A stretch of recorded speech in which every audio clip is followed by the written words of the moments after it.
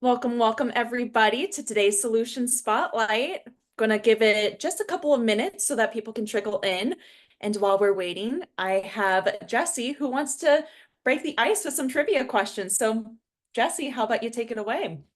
Perfect. Thank you for having us. And yeah, something I kind of like to do just to get people thinking something a little different, but got three questions. We'll ask the question. We'll give you about 20 seconds. First person to answer gets it right. So our first question is, and you can just answer this right in the chat box on the bottom of your screen. Who was the first person to win American Idol? The year was 2002. Who was the first person? Oh, Lisa Gray crushed it. Kelly Clarkson is I was correct. guessing that. I Nice. never get trivia right. Who was the second one to win? That's the question. No one remembers the second person to win American No. Idol. I Oh don't my know. gosh, it wasn't Carrie Underwood, was Was it it? Clay? Was it Clay? Wasn't there? Oh, it was Clay. Yeah. You see the second one? All Someone will right. correct us. That wasn't our second trivia question, but it worked. All right. Second question. Movies. We're going even further back in time. What year did Star Wars Episode 4, A New Hope, starring Mark Hamill, Harrison Ford, and Carrie Fisher, premiere? What year did Star Wars Episode 4, A New Hope, premiere? Oh, Colin Phillips, 77 is correct. Christopher Perry, nice. And bonus points, what month? Does anyone know what month in 1977 it premiered? Oh. I think you stumped him.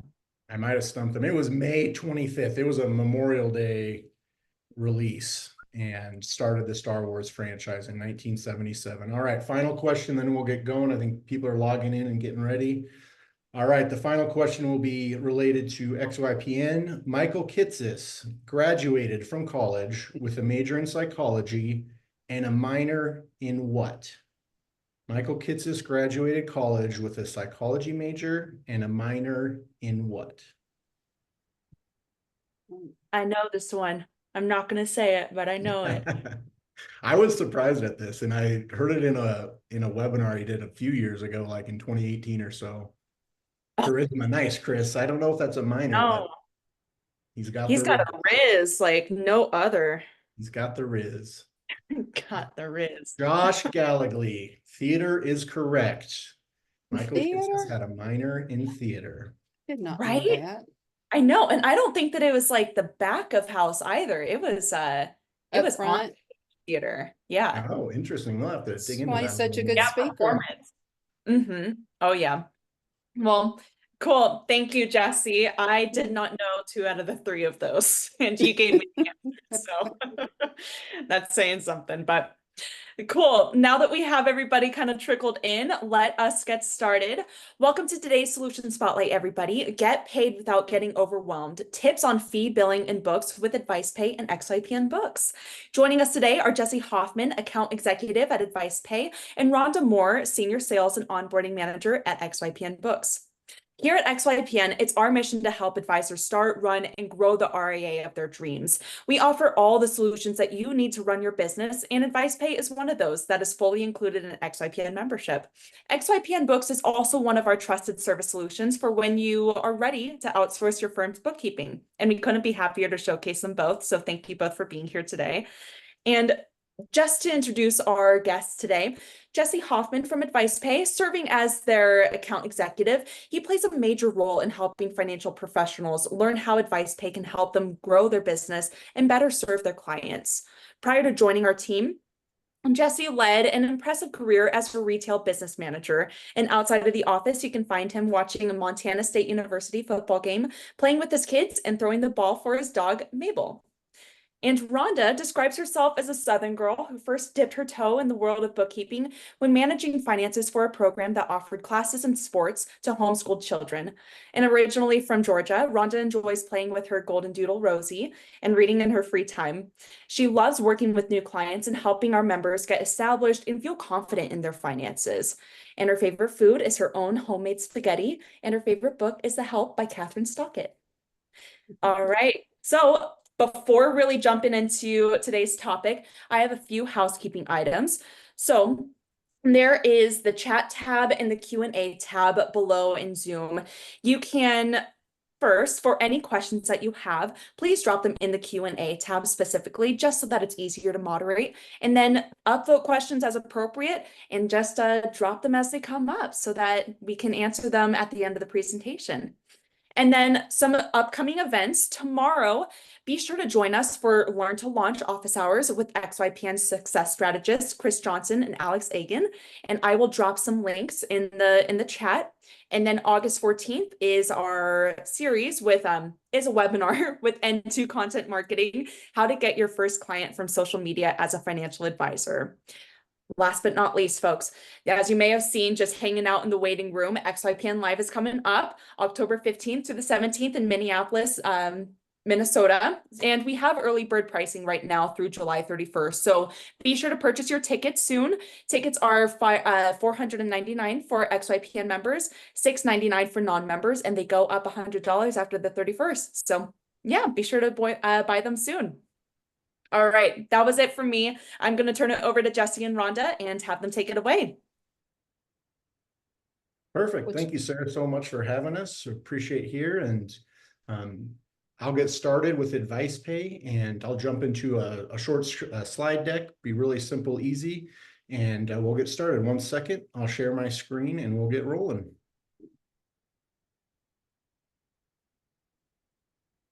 All righty. And today we're going to talk about getting paid without getting overwhelmed. And it's a back office task, but with AdvicePay, it's simplified, it's easy to manage, it's easy to track. And today will be pretty simple and easy for agenda. Most and the majority, I would imagine, are familiar with AdvicePay and fee for service. We will talk about it a little bit just to get everyone up to speed. We'll go through some of the different services you can offer with AdvicePay and charging your clients directly. We'll look at some of the pricing insights that we've seen with our trend report the last few years. And we'll also look into AdvicePay platform. We'll demo it, look at our transaction report, building an invoice, how to filter through your invoices. And then we'll hand it off to Rhonda. She can walk through XYPN Books, how to consolidate your transactions, and talk about that service a little bit more. And like Sarah mentioned at the end, we do have a Q&A time reserved. So at the bottom, please drop your questions in the Q&A section and we'll answer those. Anything you see as I'm demoing or going through my presentation, any questions come up, please do drop them there. AdvicePay is the only payment platform created specifically for fee-for-service financial planning. When XYPN was created by Alan Moore and Michael Kitsis, they needed a way to directly invoice clients, one-time invoices, but most importantly, ongoing subscription invoices for ongoing financial planning. Of the dozens of platforms that they did due diligence and vetted through, auditors, regulators, compliance departments had a checklist of requirements for these billing platforms. And unfortunately, the majority of them either prohibited financial services where you're not able to do this type of business through their platform, or they didn't meet the check boxes that were required. So they developed AdvicePay. They built it from the ground up, got developers, built a platform to process payments for XYPN. And from there, we've grown in the last 8 years. Over 12,000 users. We service broker dealers, independent, solopreneurs, XYPN members. It does come as a complimentary tech stack piece for your use. And we will walk into it today, what it's going to do in helping you achieve that fee for service model. And the fee for service model is taking your financial planning, your advisory services, consulting, estate planning, any service outside of AUM or asset management. You have the option with AdvicePay to direct invoice the client for those services. There is a huge demand for this type of financial planning. A lot of households don't have the asset minimums that most firms require, but they have the complexity, they have the high income, they have the need for financial planning services, and they're willing to pay for that out of their cash flow on a monthly, quarterly basis, even just a one-time basis. The nice thing that fee for service and AdvicePay does, it allows you to easily get paid for your service. And You drop that payment threshold, you make it easy to pay your invoice as a client, you're going to get more clients, you're going to reach more market share, and you're also going to have a nice service you can offer current clients. AUM's not going anywhere. It's a great business model. We understand it works very well for a lot of people, but it doesn't work well for everyone. Now you have those AUM clients that want an estate plan, they want some consulting or an additional service that you offer. Now you can give them the flexibility to pay for it outside of that advisory account. You don't have to auto deduct it. If they want to pay for that estate plan directly, they can do so with AdvicePay. So it really does add a lot of flexibility and makes it a lot easier for you to provide services to a wider range of people. Some of those options and services you could provide: one-time comprehensive financial plans, a quick start session. We see a lot of people will give their free 30-minute consultation to see if you're a good fit. We also see people charge for that 30 minutes and make it valuable. People value things they pay for. If you're able to say, you know, I'll sit with you and we'll have an hour discussion, see if you're the right fit for ongoing financial planning. It is X amount for that hour. And if it works out, we can attach that to the subscription invoice. If it's not going to work out, I'll send you that one-time invoice and you still get paid for that time. So a lot of people get creative with this. Ongoing services, financial planning is definitely the most popular in a monthly cadence, where you're setting up an ongoing service. There's a client service calendar we recommend setting up where you have your touch points, you have what information is going to be presented throughout the year. If you do want to Google AdvicePay client service calendar, we have a blog post and a template to kind of fill out and help with that client service calendar. We've also seen firms that have financial planning wrapped in their AUM separate that out and say, this is my asset management. These are the tasks and the time spent. I'm going to have asset management be a separate fee, auto deducted from the advisory account, but I'm also going to have financial planning as a separate fee, and you can choose to do one or the other or both. And that allows for that client, that advisor, to have a revenue stream not tied to market volatility, the ability to have clients the flexibility of getting all the services, financial planning only or investment management only. So it really does allow for you to have more flexibility in your firm and practice. One of the big things is the growth trend with subscription invoices. 83, we've released a couple trend reports the last few years. 83% from our data, 83% of invoices were for on a subscription recurring basis.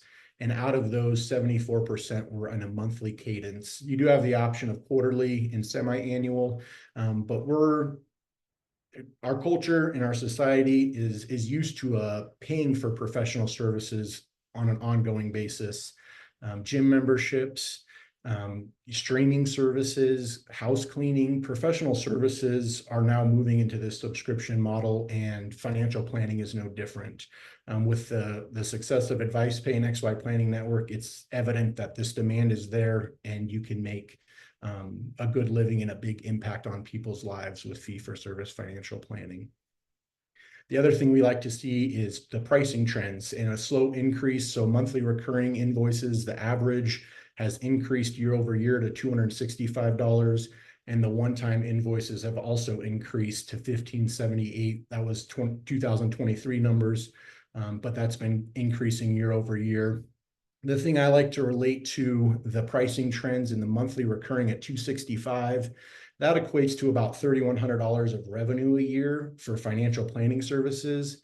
If you were to take an AUM client at a 1% AUM fee, that's a $300,000 investable advisory account that you would be making that revenue from. Here you have financial planning and you're able to create that revenue in an ongoing recurring manner.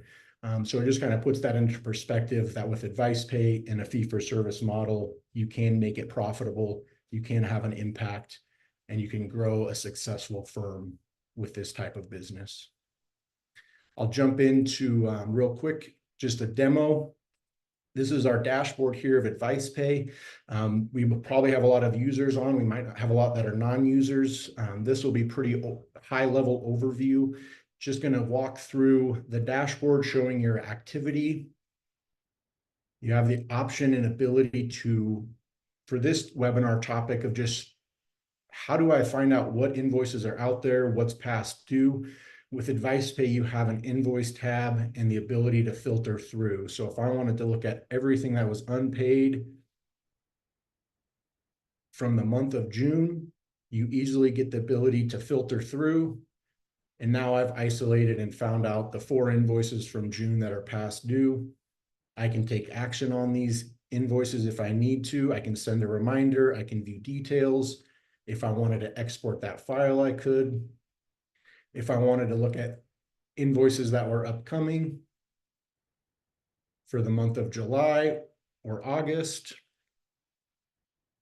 I have that option to filter those through as well. Nothing coming up for August. They must have all gotten paid.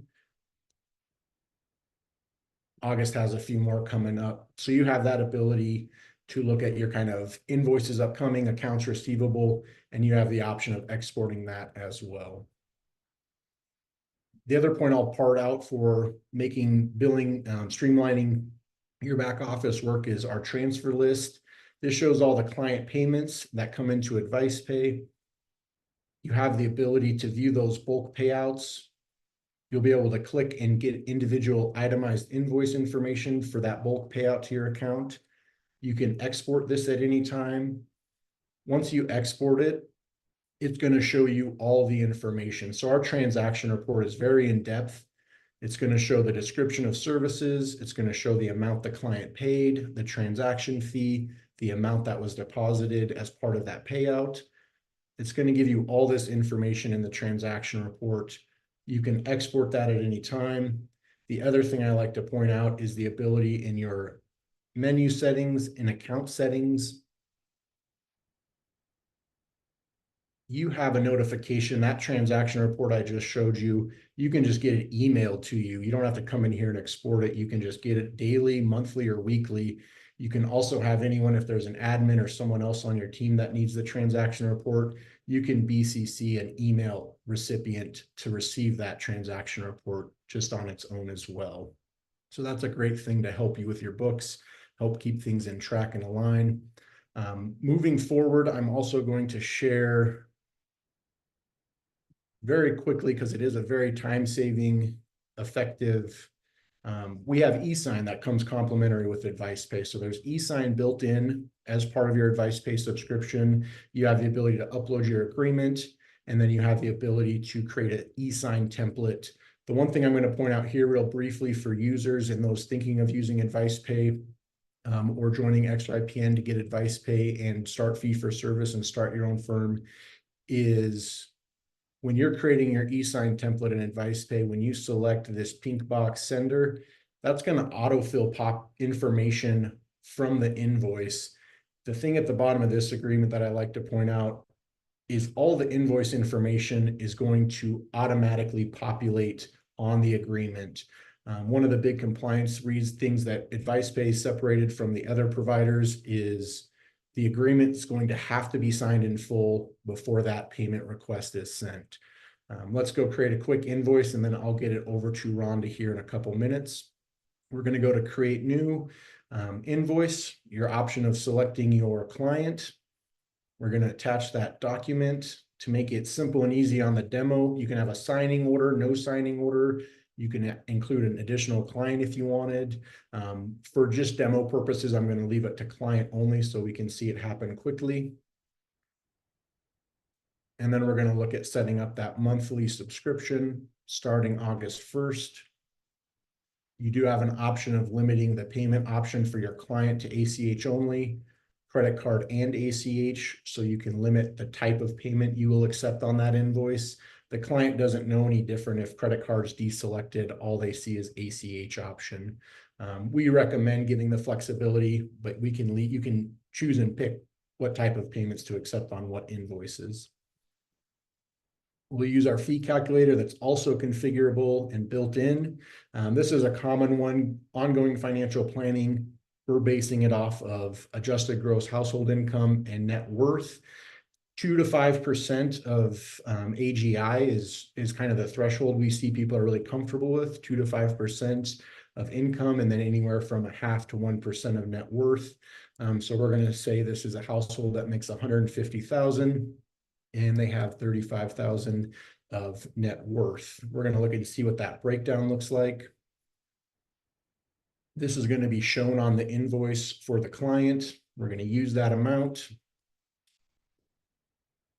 Our description of services are free type, so you can type in whatever words or phrase or number or anything you want to show on the invoice. Also shows up on the transaction report is your description of services. And then a nice other functionality we have is the ability to pay that one-time invoice. So let's say if you did have that 1 hour consultation session you were going to charge for, you can now have that be included in that ongoing subscription. The client enters payment one time, but they're going to pay this one-time invoice and kick off this monthly subscription with that one-time entry of payment. We get to review all the details, and then you simply send via email through AdvicePay. There's an agreement tied to that invoice. So the agreement's going to get to the client. It's going to have all the invoice amount information already pre-populated in there. The advisor goes through typically first, checks it off, and then the client next. And then they're going to be prompted to pay that invoice as soon as that agreement is signed in full. It is another thing we've improved with integrations. We have leading integrations in this industry, and we're always building on them, adding to them. And it's something that we want to improve on. Payments is also, we've gone down from about 3 minutes to 1.5 minutes on how long it takes a client to get the invoice, click in it, and pay the invoice. So things like that, we're improving, less clicks, faster workflows. It's things we're always concerned about. And with AdvicePay, we're a platform designed exclusively for financial planners and this industry. Thank you so much for listening to the quick speech on AdvicePay. I think there's a couple questions that came through. We'll answer those at the end. I'm going to pass this off to Rhonda and give her the opportunity to speak about XYPN Books, how they consolidate, and give you more information there. Any questions on AdvicePay, www.advicepay.com is our website. You can reach out to sales@advicepay.com if there's any direct questions. And Rhonda, I'll give it off to you. Thank you. You know, I learned some things by watching that. Good. So All right. That's what we gonna want. be helpful. So my name is Rhonda Moore, and I am the Senior Manager for Sales and Onboarding at XY Books, which means I've done a lot of book cleanup. I've been here a long time and have watched the procession and the progress with the interaction with your state regulators, and the changes that have happened. They've been pretty rapid, a lot of them. And, you know, AdvicePay was built so you'd have a fee collection process that's compliant in every state and with the SEC. At Books, we focus on keeping your financial records compliant with your regulatory requirements. The thing about being state regulated is that every state is different. They have different rules, different regulations. Therefore, your books have to be kept differently.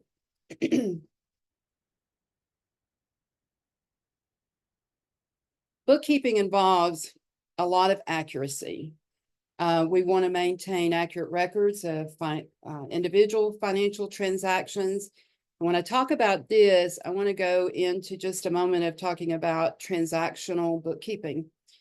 A lot of times we have advisors come back in after they've been through an audit, and the problem is that they were asked for a general ledger. And when it was sent in, it was populated by their CPA, who did not do transactional posting to the books. It was more general in lump. And so your state regulators want to see your transactions. They want to know that every transaction that hits your bank matches your bank statement. We're not hiding anything. We're not hiding income. We're not hiding personal expenses, anything like that. And it has to match, and they want to see those individual transactions. So when we talk about transactional posting, that's what we're talking about. It's mandatory for compliance purposes. And this includes accurately stating your gross revenue minus the fees. And so if you're familiar with AdvicePay, you know that it comes in at net when it hits the bank. And so as a owner of a set of books, which you have to have a set of books, you need to take that back to gross and then enter the gross amount and then subtract your advice pay fees. It doesn't matter the size of the business. If you're a registered investment advisor, you have to maintain a set of books. Spreadsheets are just not sufficient.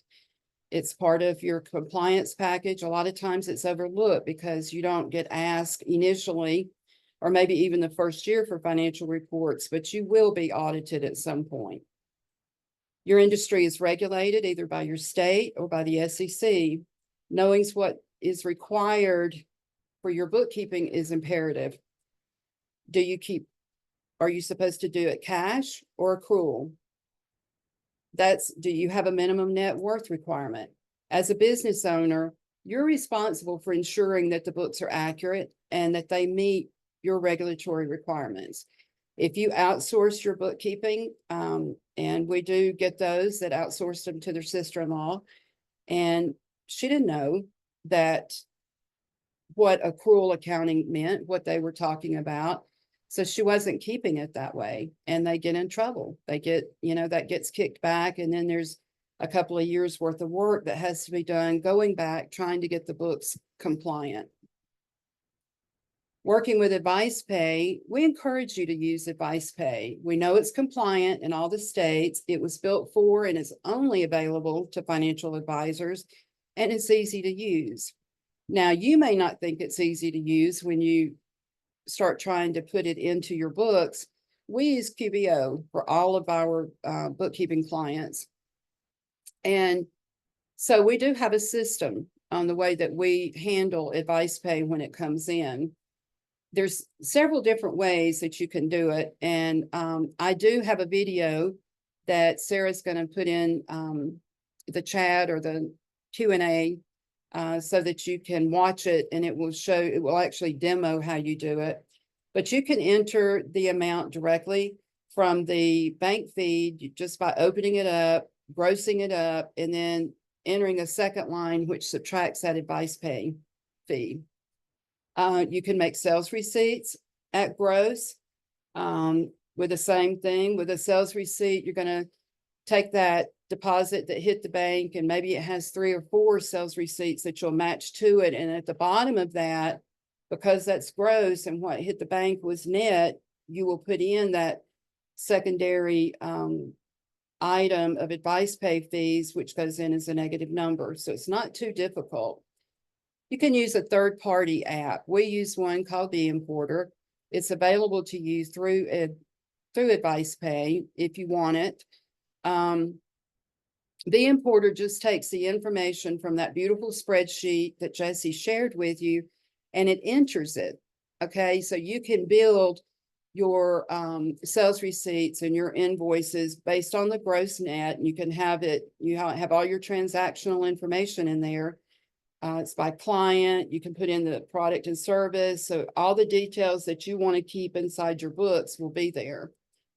And then from there, you have to actually take those sales receipts. And then again, you'll make the deposit with that gross amount, and then enter the advice pay fees. We like using the Importer. We use it a lot. You have to understand how it works. And with your software, if it integrates with your software, I know that it does integrate with some other softwares besides QuickBooks. Finally, my spiel is that bookkeeping is mandatory. It's not just I'll get to it when I want to get to it. Why is it mandatory? Well, the first reason is because it's in your regulatory requirements that you're able to furnish financial reports.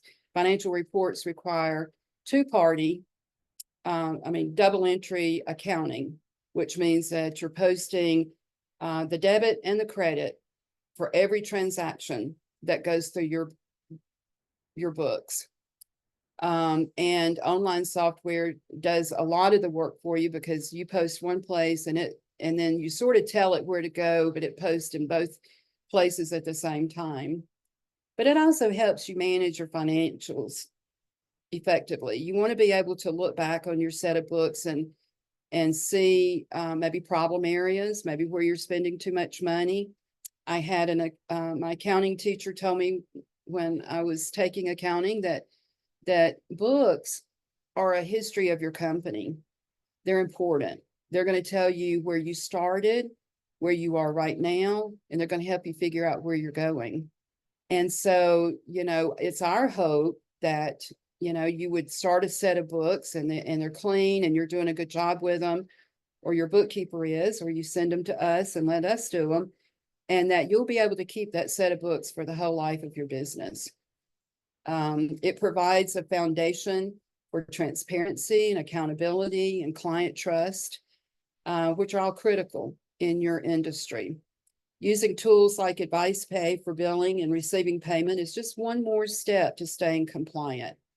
One of the things too with using AdvicePay, we do have people that come in that are using QuickBooks Online. And I'll tell you a secret, QuickBooks Online says that they don't work with financial advisors.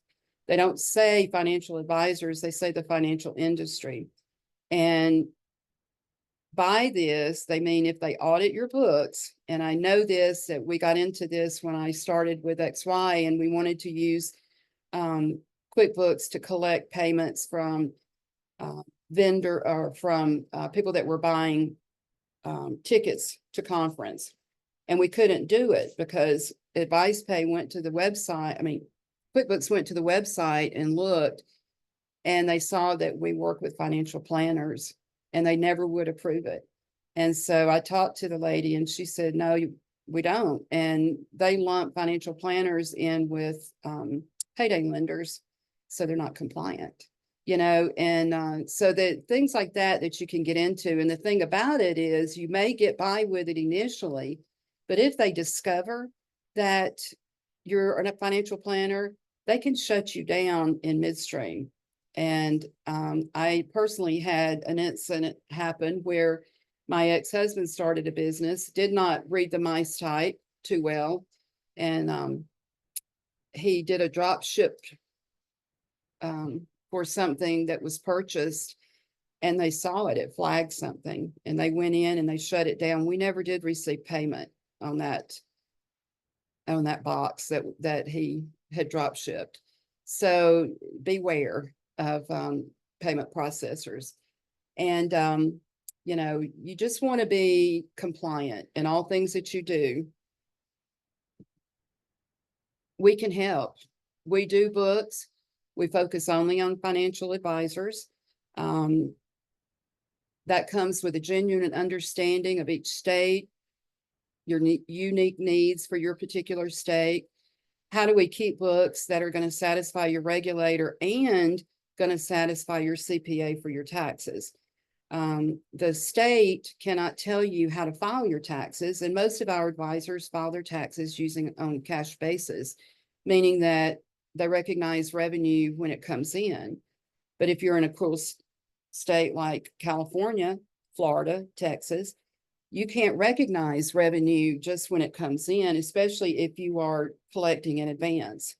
And so there's a way, and we managed to do that so that we're keeping your books. It's going to satisfy the regulators, and it's also going to satisfy your CPA and for your tax filing.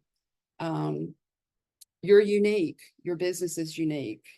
And so we understand that it's not cookie cutter bookkeeping, although we do some things the same in all sets of books, but basically it's what you need to stay compliant with your state.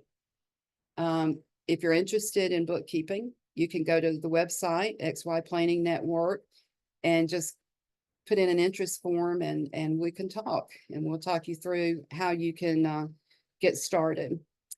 I think that's going to wrap up what I had to say, and we're just going to open up the floor for questions now, I think. Good job, Rhonda. Thank you. Got to stay compliant, and that's our main goal. Like you mentioned, it's a lot of people, we've seen people use a service or use a payment platform for years and do just fine, but all of a sudden they get their account checked and they get kicked off or dropped suddenly, and now Right. in dozens or hundreds of invoices all have to be recreated, and that's the phone call we don't like to get because they're scrambling, they need help. getting moved over to AdvicePay. So I definitely Well, appreciate. one of the things that we didn't mention, and I want to mention it because we got into it before. Credit card fees are a cost of doing business. And now debit cards sometimes have fees. That's a cost of doing business. And so, but it's a cost of business that's going to be the advisor's expense. AdvicePay will not let you upcharge to collect those fees. Now, we PaySimple will let you go in and set it up so that they will generate the invoice and add, those fees on top of it and then collect it. The problem with that is that they don't distinguish between the states that allow it and the states that don't allow it. And there's like 10 states that don't allow it. Correct. California's one. We have a lot of clients in California, Florida, Texas, some of your large states. That's illegal. And your state regulator may not catch it, but somebody's going to catch it down the road. And it's just not legal. And in my mind, if it's not legal, it's not compliant. Yeah. Yeah, exactly. That is, and that's why AdvicePay decided to not allow you to add those transaction fees the client pays, because there are so many states that prohibit it. So to make sure we're compliant across the entire nation, the fees will be auto deducted from the client's payment on AdvicePay.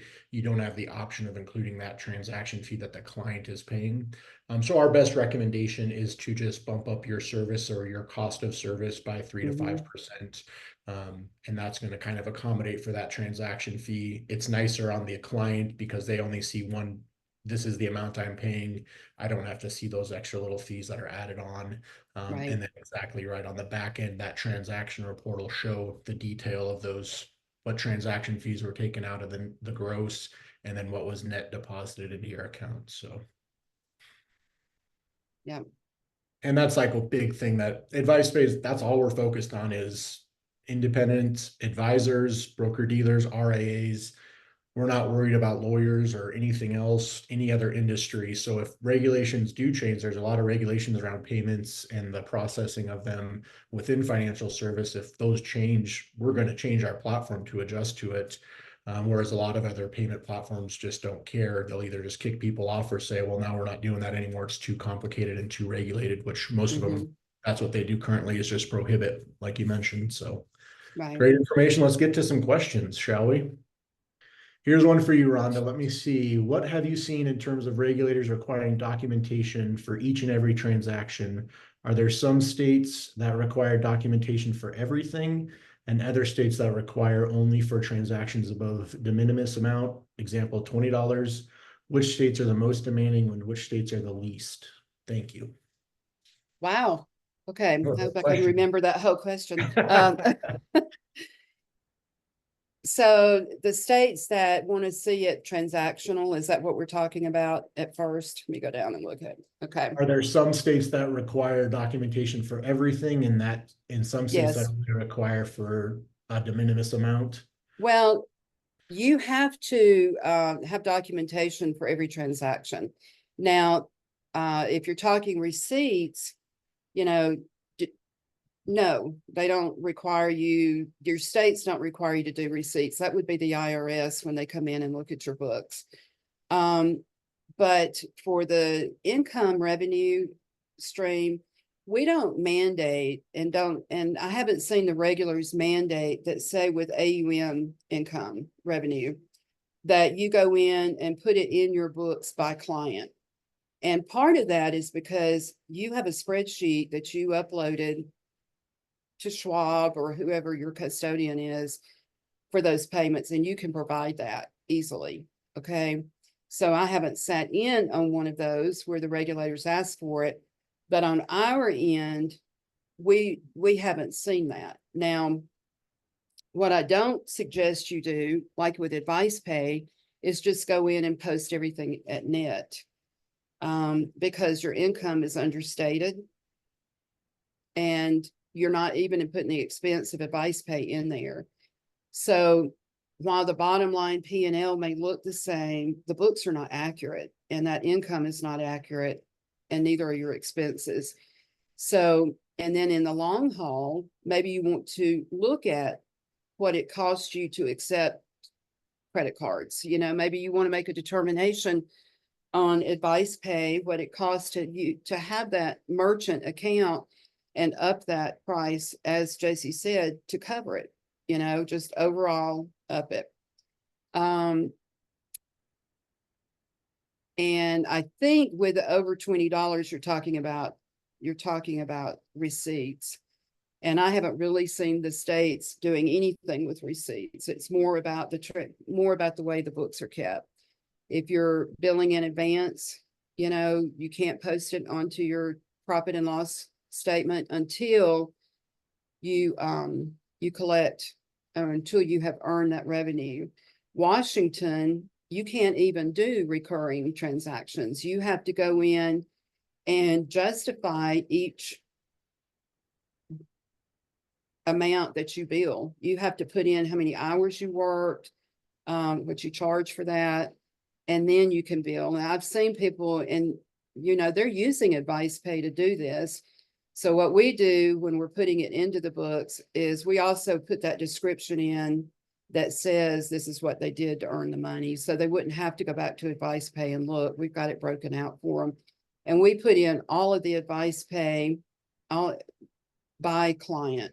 We don't lump it together unless for some reason the advisor says not to.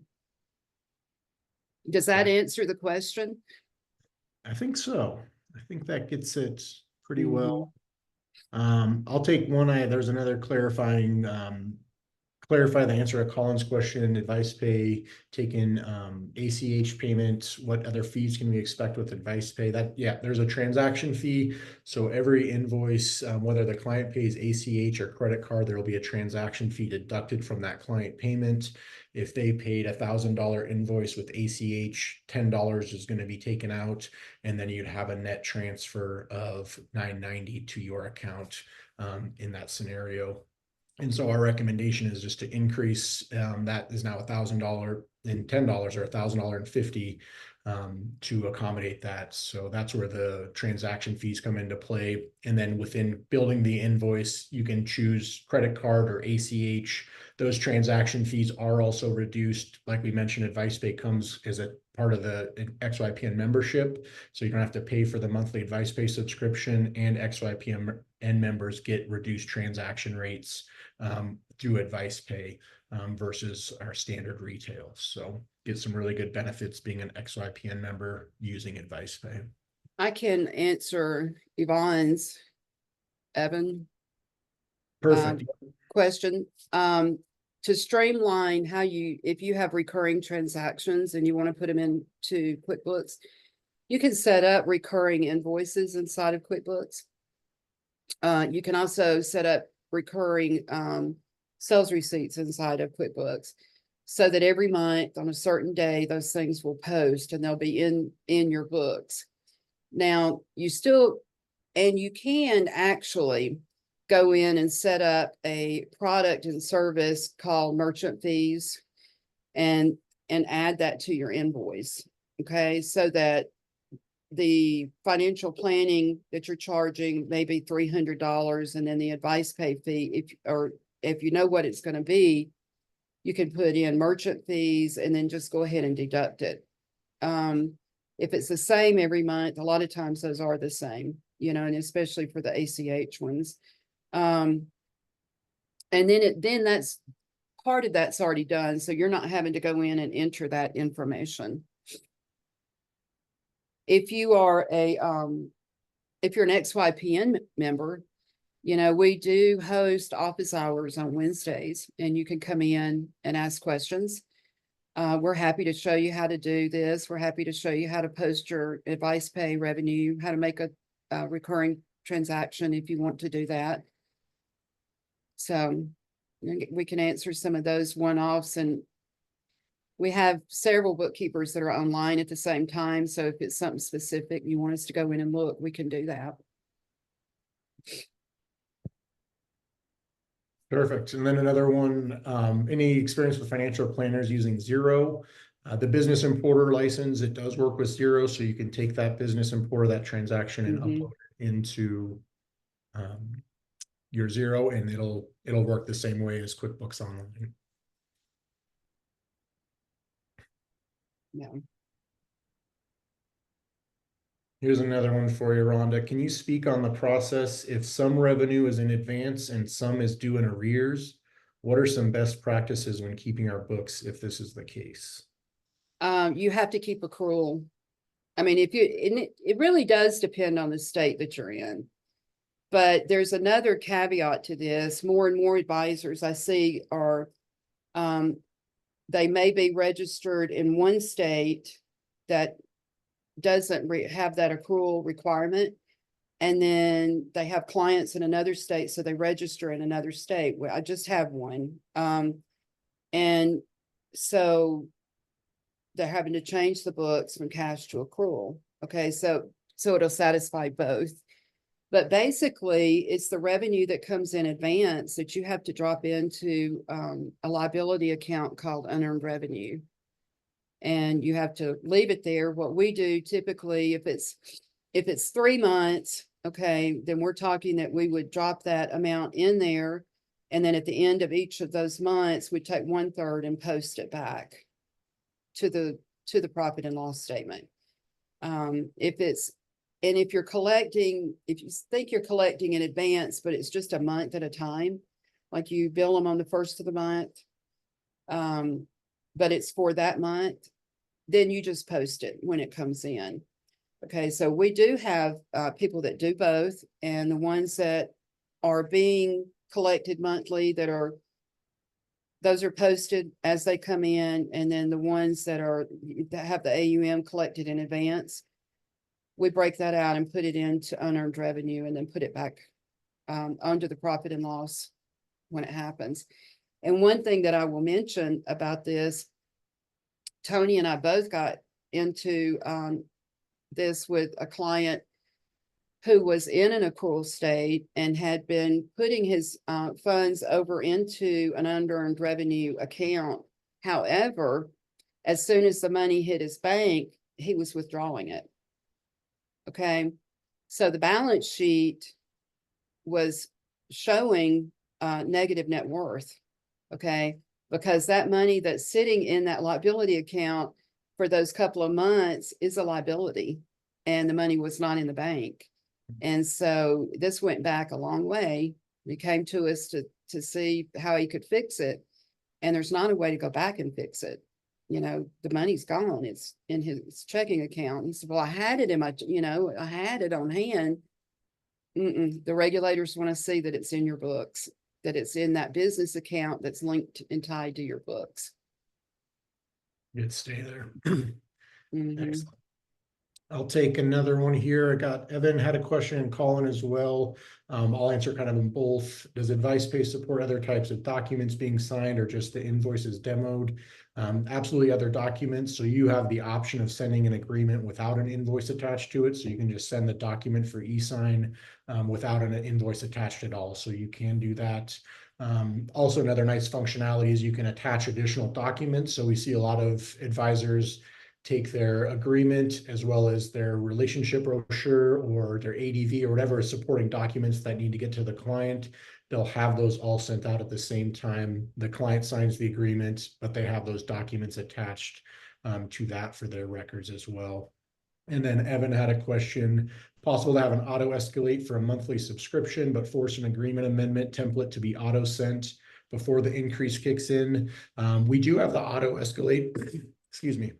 We do have the auto escalate feature where you can have that set up if it's a year or whatever date it is you want to have the escalation happen. And the client will sign off on the beginning at the arrangement for that auto escalation to happen. The auto sending of the invoice, we don't have that functionality yet. But again, to kind of Colin's answer, you could send out an agreement outside of that invoice for that escalation piece of it. If you build the auto escalation at the very beginning of the engagement with the client, that language is already going to be in the agreement, expecting that auto increase a year from now. But if it comes after a few years down the road, you can kick off another agreement through AdvicePay outside of that invoice. We have one on the bottom that talks about the state of California has accrual requirement. Expand on what you said about how it's accrual accounting and QBO, but cash accounting for income tax preparation. Accrual accounting is really intended for large businesses that have assets that carry forward, like inventory. If they're manufacturing, that you're going to have the fabric and all that stuff sitting there and it's on there, so you carry it forward. Okay, true accrual accounting means that you only post expenses as they're incurred, not necessarily when they're billed, and income when it's, when it's earned, and not necessarily when you collect it. Okay. So the regulators have put out that they want GAAP accounting, and what they're looking for in the experience that I have with going through the audits is that they're really looking at revenue. They don't care about your expenses. I've never had anybody come back and say, oh, he got me because I didn't I didn't accrue this prepaid expense that I had. That's never happened. But they will ding you on the revenue. So California can't tell you that you have to file your taxes in accrual basis. Okay. That's something totally different. What they're saying is we want these books to reflect accurately, that you've got the revenue to repay these clients should they demand repayment before that period of time is up. And so what we do, we keep your books, we try to keep them on accrual basis as far as revenue. So if you're collecting in advance, we put it in, like I said, into an unearned revenue. If you're collecting in arrears, it's not really a problem because the time has already passed. Now, you may have done some work 3 months ago, but you didn't actually bill that client for it. And so in that case, you don't have to go back and put that revenue in arrears, but you definitely do if it's in advance. Okay. The only time that ever becomes an issue for tax purposes is if you have revenue that you collect in January, but it was for fourth quarter. Okay. And so are you on cash basis or on accrual basis? All right. So that's something that you have to think about, because if you've got money that was cash basis, you don't collect until January, cash wise, you're not going to recognize it till January. The states want you to recognize it in fourth quarter. Okay. Or that would be the true accrual accounting that you have to do. If you're collecting in advance, so you bill in December and you're collecting for January, February, and March of the next year, are you going to recognize it in December, or are you going to recognize it in that next year? And if you are in one of the accrual states, you're going to recognize it in that next year. Okay. And so what you need to do in this particular case, or if depending on when you do the collection, okay, it would be more appropriate for you to bill the 1st of January if you were billing in advance, so you don't get into that where you're holding money as that's going to cross a year. But if you create invoices, then those invoices are the date in which that income is recognized under an accrual method. And so by doing that, you could collect in December. You run your reports based on cash basis for your CPA, but on accrual for your regulators. And because the books know if it's cash, when to recognize that deposit. And if it's accrual, when to recognize that that the income is on the invoices. So that's the time when you have to think through it, going from one year to the other. but basically that's it. Excellent. See, I would let you do the bookkeeping. That was just above my head. Got it figured out. It would just be so lost. So if all you bill right. no more than 1 month in advance, no, you don't have to worry about accruing. Because really, what are you going to do? Change the date from January the 1st to January the 30th? Well, when the regulators look at your books, they're looking at, if they look at it by month, it's posted in the same month. So it's Gotcha. really not in advance in that particular case. But again, I would tell you, don't deplete your bank account if you're collecting in advance, because you need enough in there to cover that unearned revenue.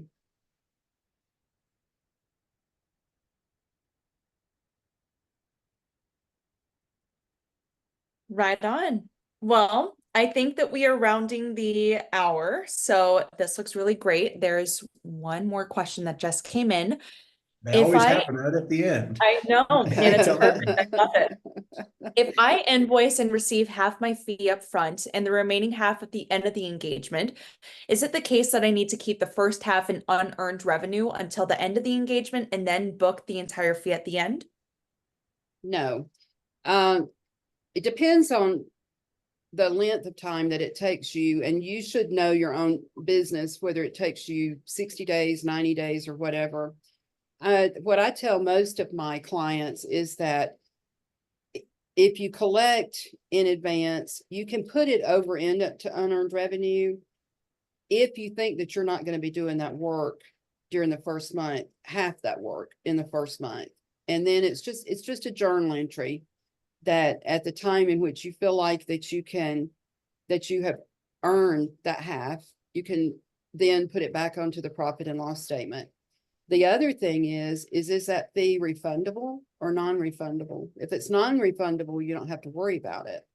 Most people don't put in non-refundable, but it's going to go with what you have on your ADB filed with the state. So if you say that this is a non-refundable fee, then it's okay to just go ahead and mark it as in revenue that you've earned. All right, cool. Well, this was just a wealth of information today. So thank you all for just joining us. And then Jesse, Rhonda, thank you for your time. I am going to drop some call to actions in this little chat here. So if you are interested in learning about AdvicePay, then if you're a current member, you can sign up for AdvicePay in the member portal. And if you're not a member yet, here is a link for you to sign up for a free 14-day trial. And then as far as XYPN Books, if you are interested in learning more about them, then you can sign up to learn more in this link that I'm dropping in the chat too.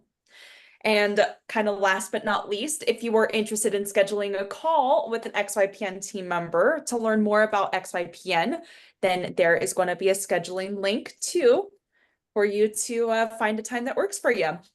Did we And put the video link in? yes, we did. Okay. I can do that once again, but there is a tutorial that Rhonda had mentioned just on, let me see, I did drop it, I promise. Oh, posting revenue in QuickBooks. So I will drop that once more just for you all. And yeah, thank you everybody for joining us. It was such a pleasure and hope to see you guys soon. Take care. Thanks, Rhonda. Thanks, Jesse, for your time again. Thank you. Bye.